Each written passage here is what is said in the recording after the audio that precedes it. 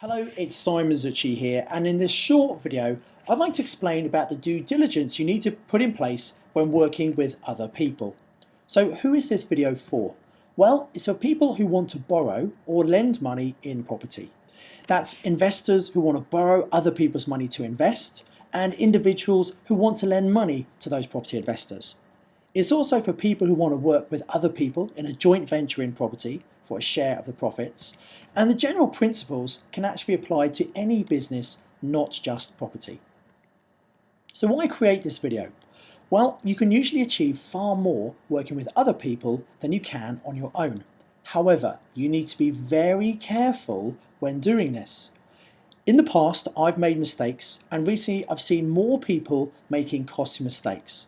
So the purpose of this video is to help you avoid some of the common mistakes that many people make, and to raise your awareness to help you maximize your return and minimize the risks. So before we start, a bit of a wealth warning. The information in this video is for education purposes only. It should not be considered as financial advice. You should seek appropriate professional advice when making any investment decisions. Make sure you understand the risks as well as the benefits. And you know what? Common sense sometimes is not very common. So I make no apology for keeping things very simple and saying some very basic things in this video that many people don't even think about. And ultimately, you need to accept personal responsibility for your investment decisions. What's my experience? Well, I've been investing in property since 1995. I learned the hard way, doing it on my own and making lots of mistakes. But I persevered such that by the age of 32, I was able to replace my corporate salary. And in 2003, I set up the Property Investors Network. Since then, we've helped educate thousands of property investors. In 2007, I started the Property Mastermind program for people who are more serious about stepping up to the next level. And in 2008, I wrote what became an Amazon bestseller, Property Magic, which we've updated several times. And I'm still actively investing in property myself in the current market. Now, there are lots of different ways of working with people, but there are three main ways, and different people want to work in different ways. So the first is private loans, the second is a joint venture, or it's a shared risk and reward, the third is sourcing property deals for a finder's fee. So I'm going to go through each of these in turn, showing you what you need to look out for and how you can minimize the risks. So first of all, private loans. You know, at some point, most investors will run out of their own money. They either stop or they start to use other people's money for which they offer a great return on those borrowed funds. Most investors borrow from family and friends, which is what you really should do. The borrower needs to know what they're doing and must have a proven track record. Loans are usually for a set amount of time at an agreed interest rate for use in a particular property deal. So what about security? Well, there are different levels of security that could be offered. A first charge is the very best type of security on a property asset. What that means is, like a bank, if a bank gave someone a mortgage, they would have a first charge on the property.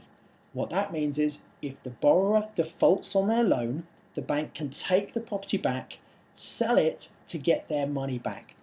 Now, if there's a first charge in place, there can only be one first charge. But if someone puts a lot of money into a property, into the majority amount of money that goes in, like a bank might be, they could get a first charge on that property.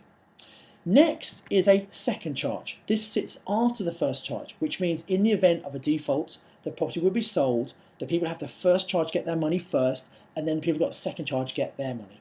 Now, I think this is only really worthwhile if there's plenty of equity in the property and enough headroom. Because if a property was taken back and sold, it will be sold for less than it's worth and would not realise the full value. So a second charge sometimes has limited value. If there's not enough equity to provide a first or second charge, the lender could also seek an alternative asset, another property owned by the borrower, and get what's called a cross charge on that other asset. You would always want to have a loan agreement in place and personal guarantees.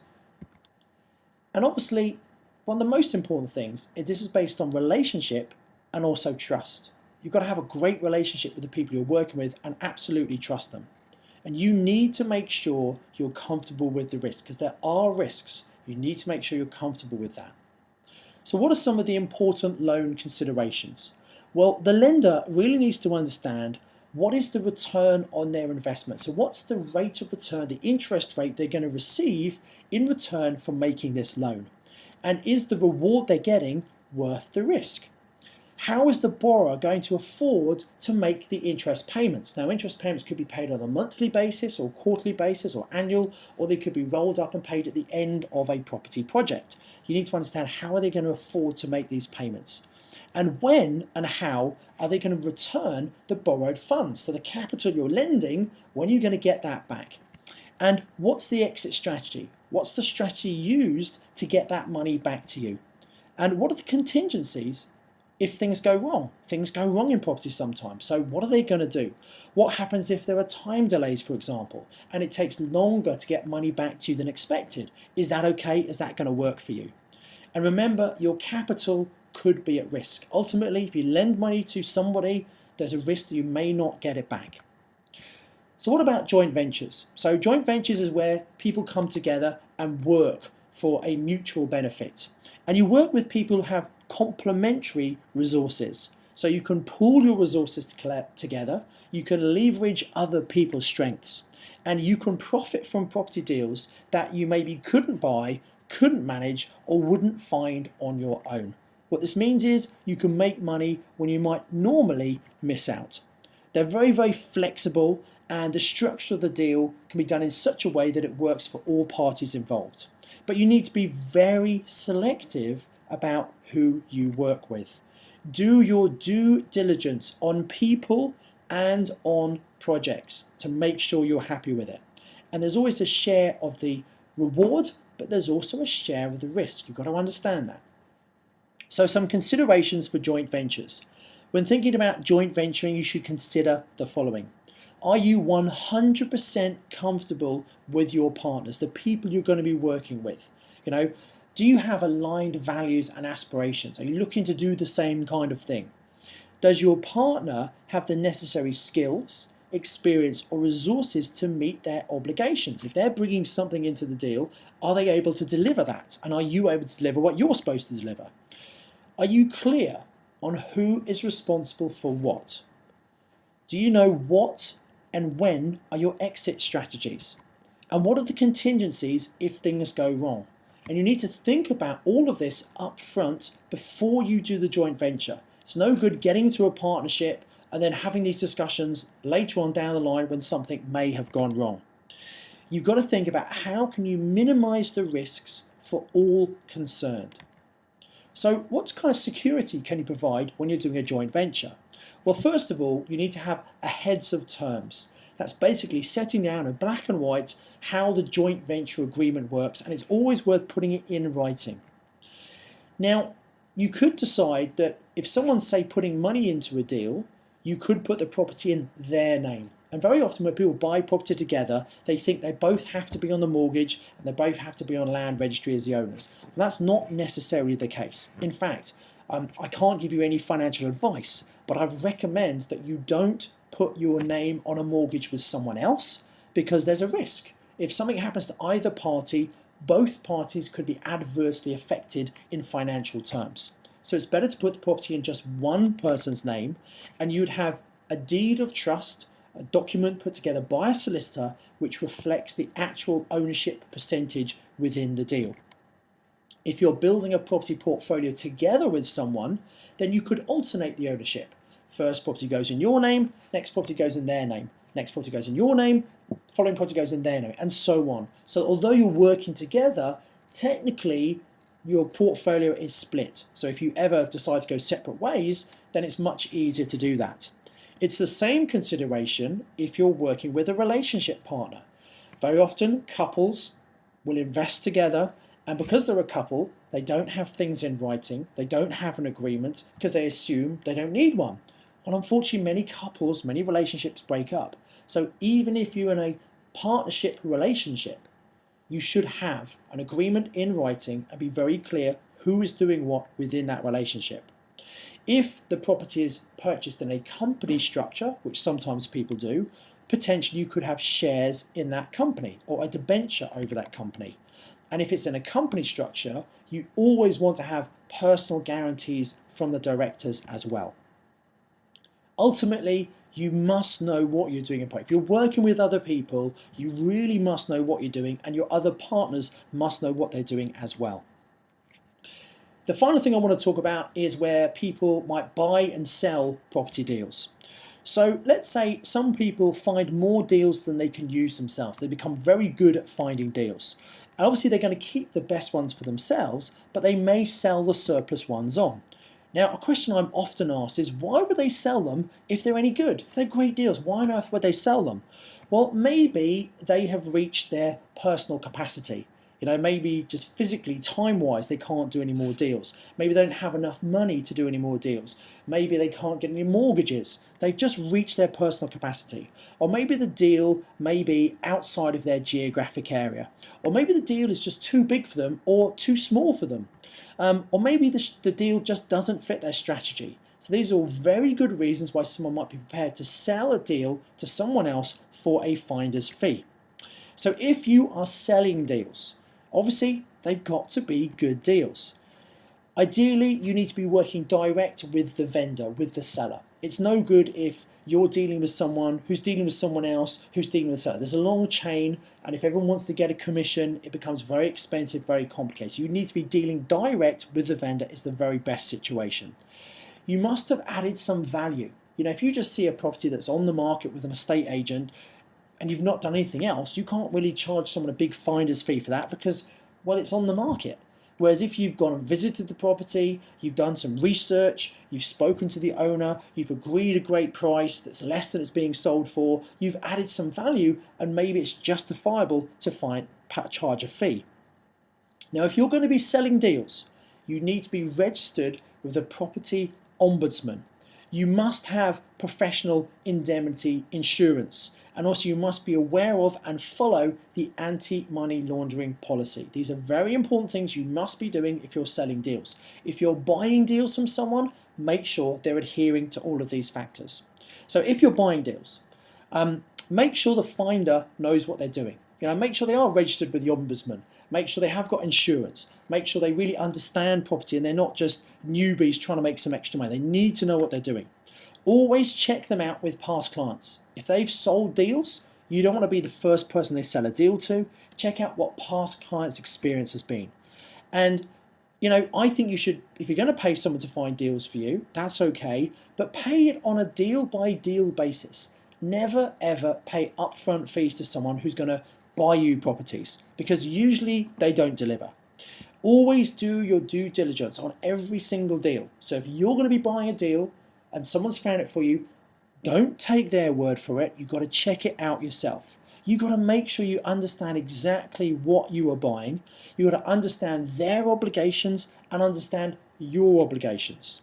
And I'd only ever pay a small reservation fee. So if there's a deal you want to buy, you've got to pay some sort of reservation fee, I don't know, maybe £500, just to show you're serious and to know they're going to sell it to you and no one else.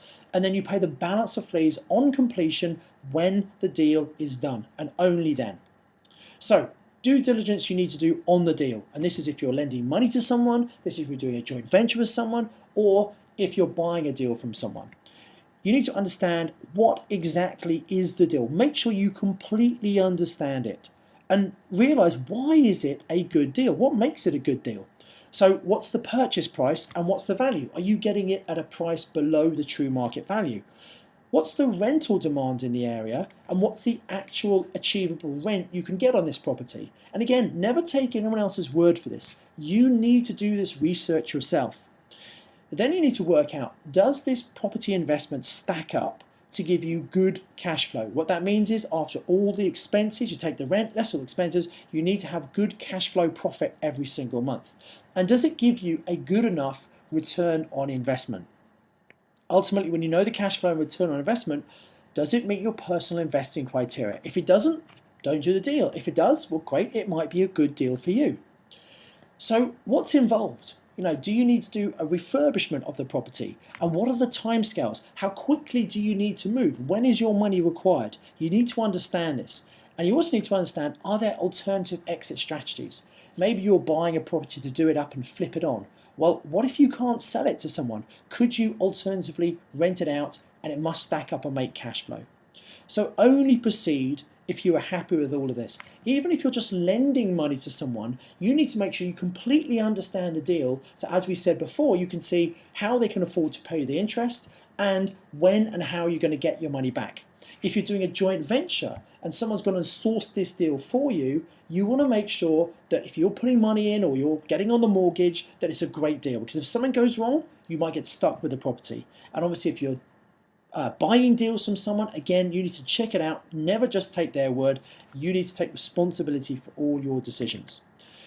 You also need to carry out due diligence on the person. So how well do you know them? What are they bringing to the partnership? Whether it's a loan or joint venture or even a deal, what are they bringing to the partnership? And can they deliver on their part of the deal?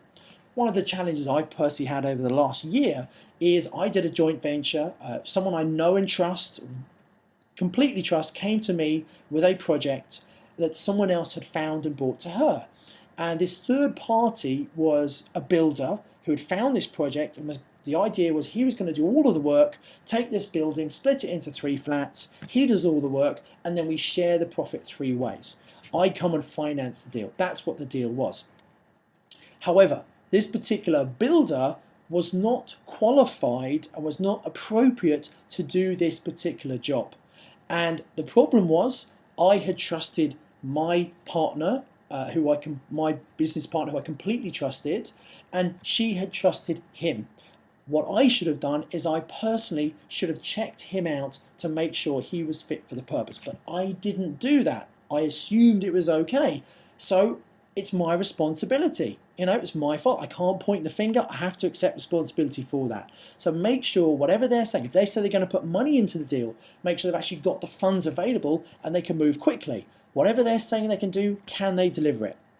Ask other people who've worked with them. What do they like to work with? Get an idea of that. And maybe ask them for referrals and testimonials, people who've worked with them, been really happy with what they've done in the past. Always do some online research. Amazing what you find about someone online. And ultimately, you need to have an open conversation. If there's anything that concerns you that you've been told or found, have a conversation with them. And there might be a completely legitimate reason for something, but you need to check it out and have that conversation up front. And ultimately decide, are you happy to work with them? You really must be careful. Make sure you do your due diligence on people. So how can we make it work for everyone? Well, first of all, always be open in your communications. Treat people like you would like to be treated. Very often, if there's a problem, people bury their head in the sand and stop communicating. That's the worst thing you can do. And expect that things sometimes go wrong in property. Things take longer than expected. They cost more than expected. Expect that's going to happen. And you should flag up issues and bad news as soon as you find out.